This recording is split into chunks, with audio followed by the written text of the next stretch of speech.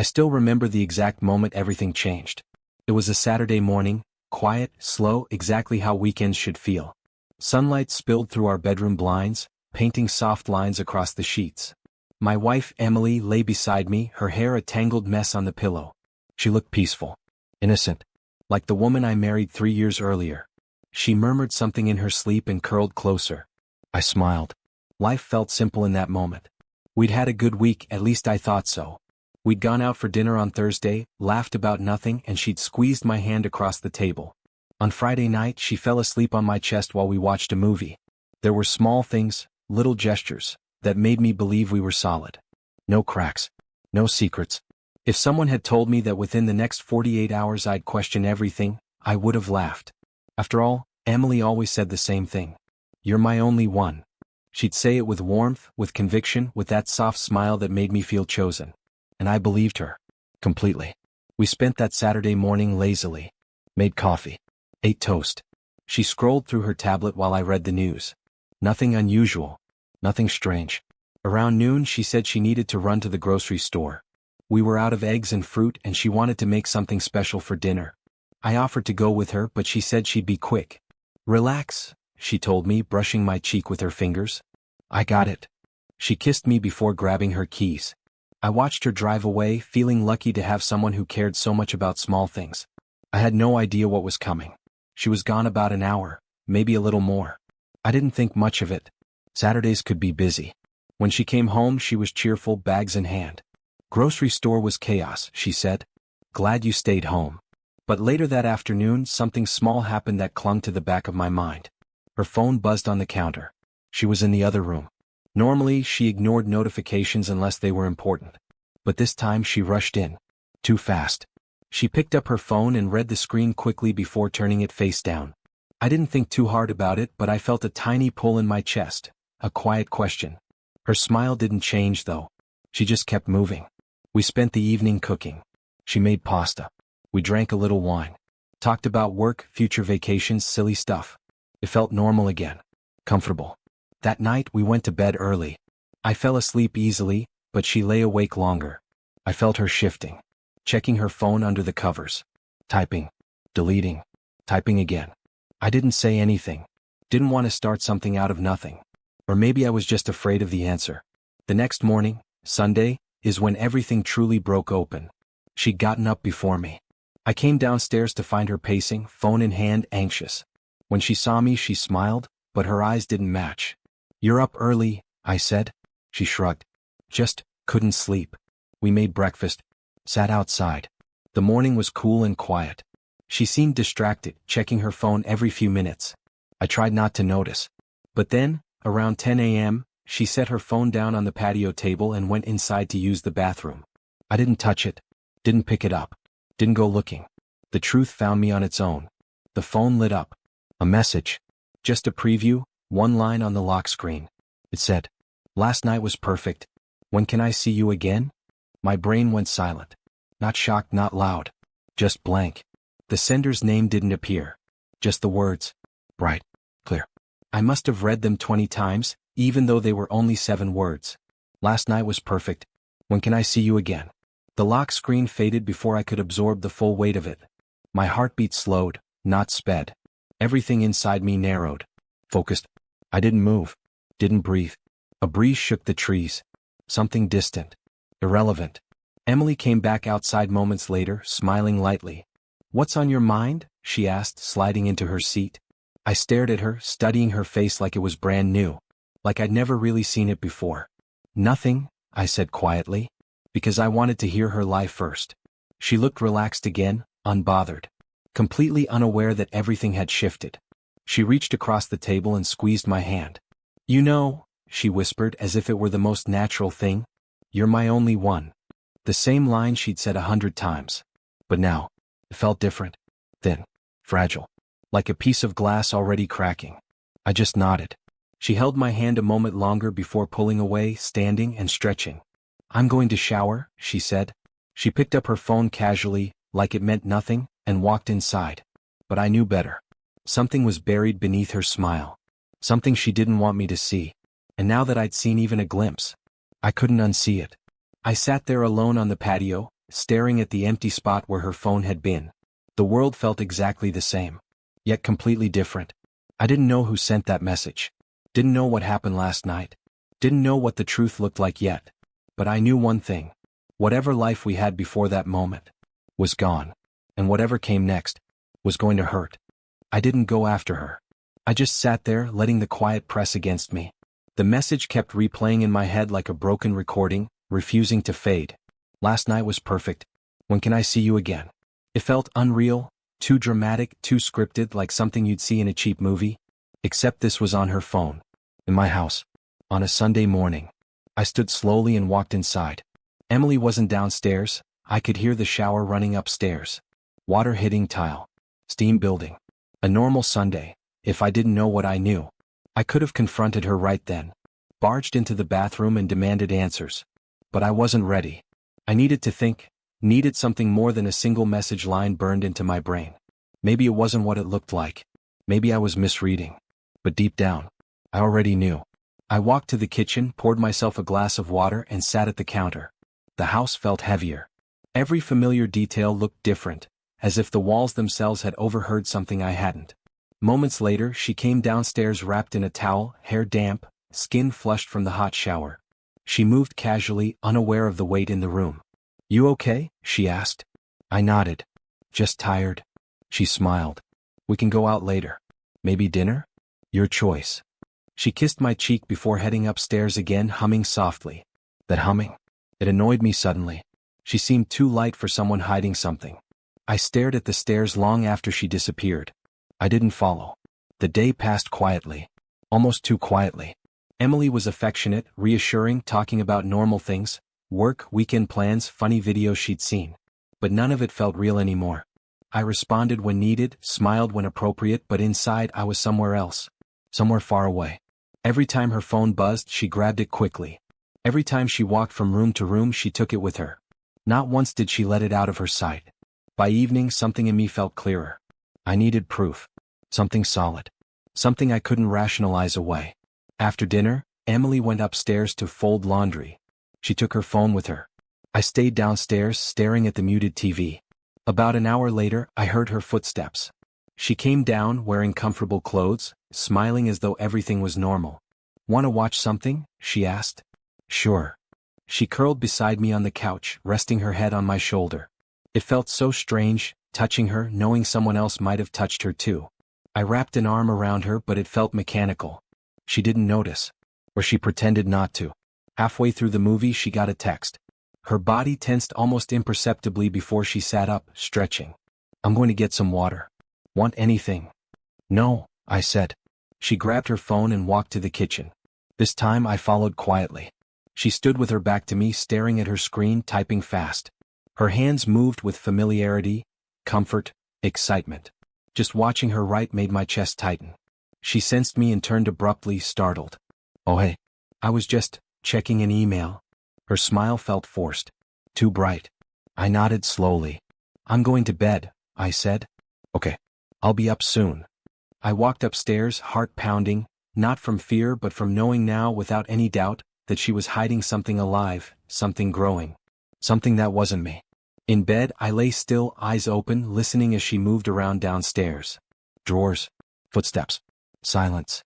Finally, after what felt like half an hour, she came up. She thought I was asleep. She moved quietly, tiptoeing around the room. Her purse came with her. Always. She plugged her phone in on her side, far out of my reach. Then she slipped into bed and lay facing away from me. I watched the faint glow of her screen reflect on the wall. She was messaging someone. Even here. In our bed. After a while, she put the phone down. I closed my eyes. I didn't want her to know I was awake. She leaned back slightly, settling in. After a moment, she whispered, "I love you." Her voice was soft, but something about it felt hollow. She said it like a script, like a line she'd practiced. I didn't respond. Eventually, she fell asleep. Her breathing grew steady and slow. I lay awake long after, staring at the ceiling. That one message, just a fragment of a conversation, had ripped a hole in the fabric of our life. Everything had felt fine. Almost perfect. But now I wondered if she'd been playing a role for months. And if I'd been too blind to see it. The next day, I went to work early. I needed space, Someplace where her presence wasn't forcing answers out of me before I was ready to ask the questions. I sat at my desk, staring at my screen without seeing it. My coworker, Dan, dropped by. "You look awful," he joked. "Long weekend?" I forced a laugh. "Something like that." He sat on the edge of my desk and chatted about sports, weekend plans. I nodded occasionally, pretending to care. But my mind kept wandering back to that lock screen message. "When can I see you again?" Who had written it? Someone she knew well enough to see last night. Someone who believed there would be another time. Not a stranger. Someone familiar. During lunch, I drove home, not because I needed to, but because I wanted to see if she was there. Maybe she'd taken the day off. Maybe the message wasn't what I thought. But when I walked into the house, it was empty. Silent. She had gone to work like nothing had happened. I stood in the kitchen looking around. Everything looked the same. As if the house didn't know it was holding a secret. I walked upstairs to our bedroom. Stood in front of her nightstand. Her phone wasn't there. She'd taken it. Of course. But her laptop sat on the dresser, closed. I stared at it, heart pounding. I shouldn't look. I knew that. But I also knew that if I didn't, I'd drown in what-ifs. My hands shook as I lifted the lid. It prompted for a password. I knew it instantly. My birthday. She'd never changed it. The screen opened and I sat down slowly, afraid of what I might find. Or what I might not. The desktop looked normal. Work documents. Photos. Nothing out of place. But then, a folder caught my eye. It was labeled Receipts. A boring name. Innocent. But inside, was the truth waiting? I moved the cursor and clicked. My breath caught as the folder opened. And right there were screenshots. Dozens. Names. Dates. Messages. Every single one. Proof I never asked for. And would never forget. My hand froze on the trackpad. For a long moment I just stared at the folder. At the rows of image files lined up like quiet detonators waiting to go off. I clicked the first one. A screenshot popped open. It wasn't explicit. No pictures or anything like that. Just messages. From an unknown contact. But the name at the top. It wasn't saved as a name. Just a number. So, the tone told me everything. Last night felt right. I've missed that. I blinked. Read it again. And again. Then I clicked the next one. I'll see you soon. She doesn't suspect anything. I felt my chest tighten. These weren't snapshots of something beginning. They were mid-story. Comfortable. Practiced. My pulse hammered against my ribs. I opened another. He thinks I'm working late again. You're worth every lie. The words burned, branding themselves somewhere deep under my skin. I scrolled. Date stamps lined up in quiet mockery. Messages spanning weeks. Maybe months. I didn't know how far back they went. I didn't want to know. But I couldn't stop. My hands moved on their own, clicking through message after message. Some were small, almost mundane. Be careful. Miss you. Wish I could stay longer. But others made my stomach twist. He's too trusting. I'll tell him eventually. We just need time. Time for what? To unravel everything slowly? To make me doubt myself before the truth landed? I leaned back in the chair, dizzy. My throat felt thick, like someone had reached in and squeezed it shut. I couldn't breathe right. My skin felt too tight. I closed the folder quickly, as if shutting it would undo what I'd seen. But you can't unsee truth. Not once it's shown itself. I stared at the wall for a long time, listening to nothing, feeling everything. The clock ticked. Somewhere outside, a car door slammed. Life continued. Unaware. Eventually, I opened the folder again. The last screenshot I clicked hit harder than all the others. You're my only one. Those were my wife's words. Her phrase. The one she'd whispered to me early in our marriage. The one she still said. And she'd written it? To him. My vision blurred. I blinked hard, but the words didn't disappear. It was like the sentence itself had been ripped out of my chest. I closed the laptop and stepped back. My heart was quiet. Too quiet. I felt oddly calm, like my emotions had retreated somewhere deep inside, waiting for permission to explode later. I didn't scream. Didn't cry. Not yet. I simply stood there, breathing slowly, the truth coiled tight in my chest. Finally, I closed the laptop and placed it back where I'd found it. She'd never know I'd opened it. Not yet. I needed time. I needed clarity. I needed a plan. I drove back to work on autopilot. I couldn't tell you what I passed, what I saw. I couldn't tell you what emails I answered or what tasks I completed. Everything was a blur. When my shift finally ended, I sat in the driver's seat without turning the key. My phone buzzed. A text from Emily. Miss you. Dinner at 7? My jaw clenched. The lightness of her message contrasted violently with the screenshots burned into my mind. You're my only one. She'd said it so many times. To me. To him. I typed back. Sure. Then put my phone face down. I didn't want to look at it. Not anymore. On the drive home, I found myself rehearsing what I'd say. How I'd confront her. But no version felt right. Angry shouting felt too easy. Silent coldness felt too passive. I needed truth. Not noise. Inside, she greeted me with a kiss. I felt her lips against mine, but didn't feel anything inside. I forced a smile. She didn't notice the difference. Dinner's almost ready, she said brightly. Like nothing was wrong. Like she wasn't breaking our life from the inside out. We sat, ate, talked lightly. She told me about her day. Lies probably. Words designed to fill space. I listened. Not because I cared, but because I wanted to hear her fiction. When she finished, she reached across the table, brushing her fingers against mine. You seem quiet, she said softly. I swallowed. Just tired. She smiled with manufactured concern. You've been working too much. I almost laughed. The irony was painful. After dinner, she curled up on the couch with her laptop, saying she needed to finish something for work. That word stung now. Or her excuse. Her shield. She typed casually, humming. The glow of the screen lit her face, making her look younger. I stared at her, wondering if she'd ever loved me the way she loved whoever that man was. Eventually, she got up and said she was heading to bed. I'll be up soon, I said. She kissed my forehead and disappeared upstairs. I sat alone. The house felt hollow. As if something fundamental had cracked beneath the foundation. When I finally went upstairs, she was already asleep. Her breathing was steady, peaceful. I stood over her, watching. The woman I trusted. The woman I built a life with. The woman who told me I was her only one. She looked so calm. So untouched by guilt. I wished I could say I felt rage, fury, something explosive. But all I felt was numb. A cold emptiness. I walked to the bathroom and stared at myself in the mirror. Same face. Same eyes. But behind them, someone different was forming. Someone who would no longer take words as truth. Someone who needed answers. And would get them. No matter what they cost. I shut off the light, climbed into bed and lay beside her. This time I didn't close my eyes. I listened to her breathe, each inhale reminding me there was a stranger sleeping inches away. I didn't touch her. Didn't move toward her. I just lay there, planning. Because tomorrow, I would begin unraveling everything, piece by piece, and she would have no idea that I already knew. Morning arrived, but I hadn't slept. Not a minute. I lay there, staring at the ceiling while Emily slept peacefully beside me, unaware that her entire world was about to change. When the alarm finally buzzed, she stretched, kissed my shoulder and went to shower. Like any normal day. I watched her walk away and a strange thought crossed my mind. How many times had she showered after seeing him? How many mornings had I woken beside her, believing she was mine, when part of her wasn't? I shook the thought away. Not because it wasn't true. But because I didn't yet know how deep the lies went. She came back out, towel wrapped around her, humming softly. You're up early, she said, smiling. Yeah, I replied. Figured I'd get a head start. She didn't question it. She got dressed, grabbed her purse of course and walked toward the door. Dinner tonight? She asked. Maybe, I said casually. She tilted her head. Everything okay? Just work, I said. She nodded, kissed me and left.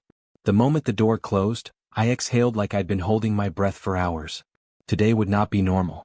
I showered, dressed, and drove, but not to work. Instead, I parked outside a coffee shop and waited. I texted my friend Mark earlier. He arrived 10 minutes later, sliding into the seat across from me. What's going on? He asked. I told him everything. The lock screen message. The screenshots. The late nights. The shifts in her tone. I didn't show him the screenshots. I couldn't bring myself to yet. But the words were enough. He sat there quietly, hands clasped, absorbing everything. Finally he said, Do you want the truth? Or comfort? Truth, I said. He nodded slowly. If there's one message, there are more. And if there are messages, there are meetings. My stomach tightened. She's good at this, he continued. Better at hiding than most. Why do you say that? Because you never suspected, he said. Not for months. I swallowed hard. He wasn't accusing me, just stating facts. So what do? I asked. You find proof, he said. Real proof. Not screenshots you stumbled onto by luck. I nodded. He leaned in. I know someone, he said quietly. A guy who does private work. A private investigator. You trust him? I asked. He helped my cousin deal with a similar situation. Discreet. Quiet. No trails. I didn't want to involve someone outside my circle. But I needed answers faster than I could get them alone. I nodded. Give me his contact. Mark sent me a name, Harlan. No last name. Just a number. I called him later that afternoon. His voice was calm. Measured. Professional. I need to know what she's doing, I said. Who she's meeting.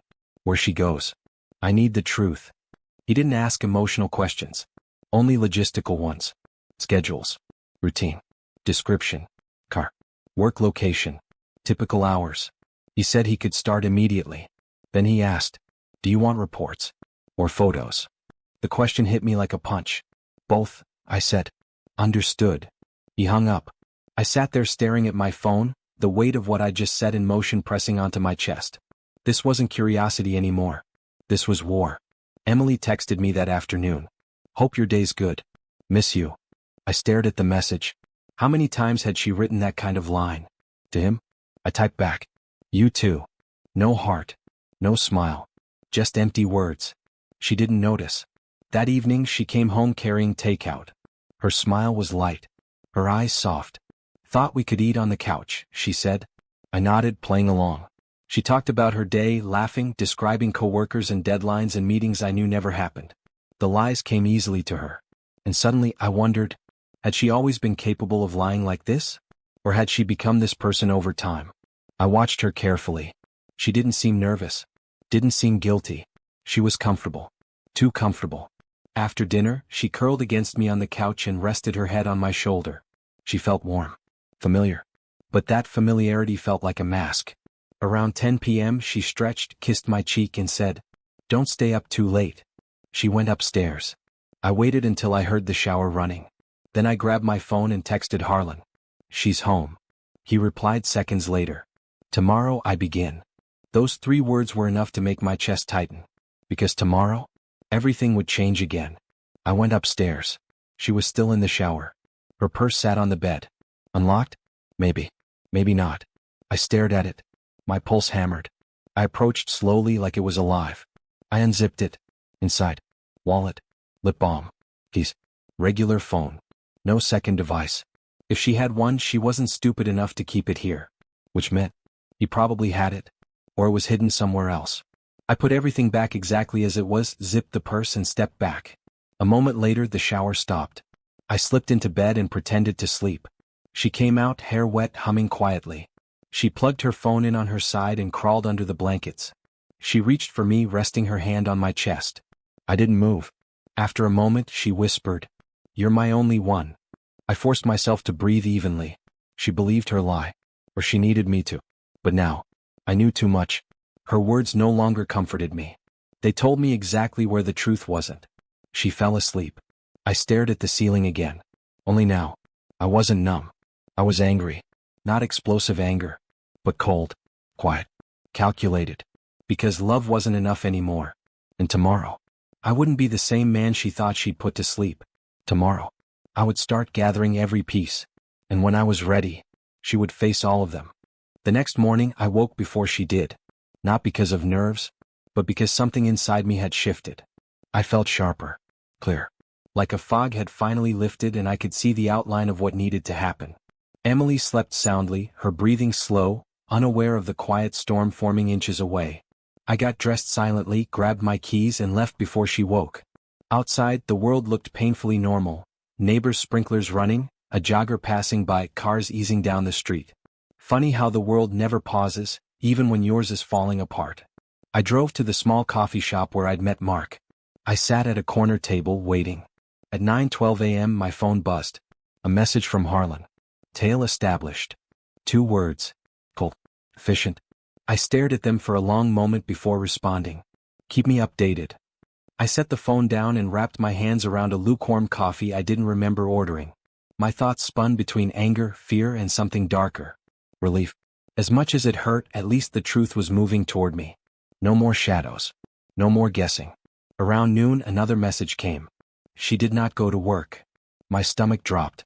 I typed fast. Where? A few minutes passed. Mixed-use building downtown. She is on foot now. I pushed back my chair, suddenly breathing too fast. Then, met with mail. Same man. So this wasn't new. This wasn't recent. This was ongoing. I typed. Follow. Stay back. He replied. Already on it. I sat there staring at my phone, the words blurring. She wasn't even pretending to go to work anymore. Or maybe she knew I never checked. I suddenly hated the version of me who trusted so blindly. I hated that I believed her when she said I was her only one. I hated how easily she'd said the words. Minutes crawled like hours. Finally, another message lit the screen. Hotel. Same as before. I froze. There it was. Confirmation. Pattern. Routine. She'd done this before. Probably many times. I typed. Are they inside? Yes. Elevator. 4th floor. Room 417 again? I didn't ask. Didn't need to. My pulse thudded in my ears. I felt like I was outside my body, watching myself unravel quietly in a public cafe. I wrote. Stay. Photos only. No reply came, just silent acknowledgement. I closed my eyes, leaning back in the chair. Somewhere across town, my wife was walking into a hotel with another man. A man she called perfect. A man she promised to see again. A man she told lies about me to. The truth was no longer hidden. It had shape. Weight. Location. And I felt something unexpected. Come. Because uncertainty hurts more than truth. A few hours later, my phone buzzed again. Leaving. My heart jumped. Together? Yes. I waited, hands tight on the phone, elbows on the table, hardly breathing. Then, a photo came through. Grainy but clear enough. Emily and him. Walking down the sidewalk. Side by side. Close. Not touching. But close. Her hair was tied back. She looked relaxed. Her smile was soft. The soft I once thought belonged only to me. It hit harder than any message. Seeing her. Seeing them. Made something in me break cleanly. The kind of break that doesn't get repaired. Just replaced. I stared at the image until my vision blurred. I typed. Continue. Then I forced myself to breathe. A few minutes later. They separated. She returned to car. Heading home. I stood. My chair scraped loudly, drawing annoyed glances. Home. She was coming home. To me. I drove faster than I should have, pulling into the driveway minutes before she did. I sat in the parked car, staring at the steering wheel. My chest felt tight. My hands shook just slightly. Then her car rolled up behind mine. I saw her smile through the windshield. A reflexive smile she wore whenever she saw me. I almost laughed. It felt unreal, seeing her shift so easily between realities. She got out, adjusting her jacket, purse hanging from her shoulder like always. Hey, she called. You're home early. I nodded. Yeah. She walked around her car and kissed me lightly. I didn't kiss back. She didn't notice. Or she ignored it. How was your day? She asked casual. I studied her face, waiting for a crack, a flicker, a sign she felt the weight of what she'd just done. But she looked calm, composed. Fine, I said. She smiled and walked toward the house. Dinner in? She asked. Sure. Inside, she unpacked groceries she'd picked up. Fresh vegetables, pasta, bread. She moved like everything was normal. Like her life wasn't a double one. I leaned against the counter, watching silently. She felt my eyes on her. You okay? She asked. I nodded slowly. Just tired. She hummed softly, turning to the sink. She always hummed when she was comfortable. Comfortable. That word felt sick now. While she chopped vegetables, her phone buzzed in her back pocket. She didn't flinch. Didn't reach for it. Not because she didn't care. But because she likely knew it wasn't safe to answer in front of me. Which meant he was texting her after leaving her. And she was ignoring him. For now. Because she was playing wife again. That realization felt colder than anything else. She'd learned how to time both worlds. Balance them. Separate them. I wasn't looking at a moment of weakness. I was looking at a practiced lie. A long-term performance. She finished chopping, turned to me and smiled. Want to open a bottle of wine? She asked. I stared at her, wanting to ask, was he worth it? Was I ever enough? Did you ever mean it when you said I was your only one? Instead I said, sure. She disappeared down the hall to get a bottle. I finally exhaled. She was so good at this. Too good. I didn't know what was worse. That she'd lied. Or how easily she kept lying. I realized then. Evidence wasn't enough. Not anymore. I needed to hear her speak the truth. Not because I needed closure, but because she needed to say it aloud. And when she did, there would be no going back. Not for either of us. She came back with a bottle and 2 glasses, smiling. I watched her twist the corkscrew, steady hands, the little hum under her breath I once loved because it meant she felt safe here. Now it sounded like a curtain closing. She poured the wine and handed me a glass. To slow nights, she said. I didn't lift mine. Emily. Her eyes flicked to my face. She set her glass down. What's wrong? Where were you today? At work, she said too quickly. Then errands. Hotel on 9th, I said. 4th floor. Color drained from her face. Her fingers found the counter. I can explain, she whispered. No more explanations, I said. Just the truth. No edits. No, don't overthink it. Talk. She shook her head and then folded. Her shoulders lowered, her eyes filled. How long? Since spring, she said. It started with messages. I told myself it was harmless. I kept telling myself that. And last night? Today? She pressed her palms to her eyes. Last night wasn't the first. Today I thought I'd feel certainty. I didn't. I just felt smaller. Who is he? A consultant. He came in for a project. Coffee turned into more coffee. I liked who I sounded like with him. And with me? I sounded like someone I couldn't find anymore. She winced. I hate that it's true. I waited. When she realized I wouldn't save her from the silence, she kept going. I meant to end it. I typed goodbyes I never sent. I told myself I was protecting you. You were busy. Tired. Distracted. I said. But I was yours anyway. She flinched. I know. You wrote him our line, I said. You're my only one. Her face crumpled. I wanted 2 lives to fit inside one. And you wanted me to carry the pretending. She wrapped her arms around her ribs as if to hold herself in place. Tell me everything, I said. Not the summary. The map. She told me the places, the days, the small gifts, the drawer with a book I didn't know existed, the folder named receipts. She spoke until the story had no corners left. When she finished, both glasses sat untouched. The room felt wider, colder. I won't ask you to fix this, she said quietly. I don't deserve to ask. I broke something I can't name. There's no fixing, I said. Only choosing who I am after. Tears fell without effort. Do you hate me? I don't have room for hate, I said. Only boundaries. She stepped closer and stopped herself. What happens now? Tonight I'll sleep in the guest room. Tomorrow I'll call a lawyer. We'll divide what can be divided. We'll tell the truth that belongs to us and keep the details that don't. She nodded like she had rehearsed losing. When she looked at me again, the performance was gone. I'm sorry, she said. It doesn't change anything, but I am. I hope you become the version of yourself you liked, I said, without needing applause. She let out a small, exhausted sound. He doesn't get to keep me, she said. Whatever we were, it ends now. It ends whether you declare it or not, I replied. That's gravity. We stood in the quiet a long time. Finally she asked, what about the memories?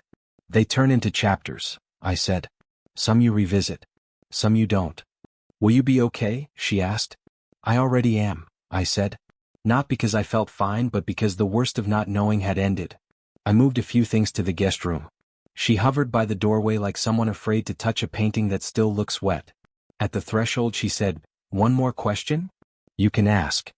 When I said you're my only one, did it mean anything to you anymore? I pictured the lock screen, the screenshots, the sidewalk photo where she walked beside someone who wasn't me. It means I won't ignore truth just because a lie is soft, I said. Next time I hear those words, they'll be proven by how someone lives. She nodded. I closed the guest room door and listened to the click until it stopped. I slept like someone who finally put a heavy box down. Morning came thin. I made coffee and opened windows. She came downstairs slowly, hair unbrushed, eyes swollen. She sat with hands around a mug she didn't drink. What will you tell people? She asked. The truth that belongs to me, I said. Not the details that belong to you. Thank you, she whispered. We talked logistics, accounts, calendar, keys. We didn't fight. When I left for a walk she didn't ask where. When I returned, a small box sat on the counter. Movie stubs, a winter note I had forgotten writing, a photo strip where we looked ridiculous and whole. I'll take this, I said. Please, she answered. In the afternoon I told Mark I'd stay at his place for a week. He didn't ask for the story, he handed me a spare key. On my way out I paused at the doorway, listening for the hum that used to mean home. It was gone. In its place was a silence that didn't threaten. It felt like room. Emily stood by the stairs. I hope you find someone who says it and means it. I hope you become someone who doesn't need to say it to know it, I said. She nodded. I stepped outside. The air was bright. I carried the box and knew quiet, and for the first time since the message lit her lock screen I didn't feel like I was falling through my own life. I wasn't the man who believed every soft sentence anymore. I wasn't the man who couldn't look. I was the man who did and who listened when the truth finally spoke. When the door clicked shut behind me it sounded like an answer I could live with.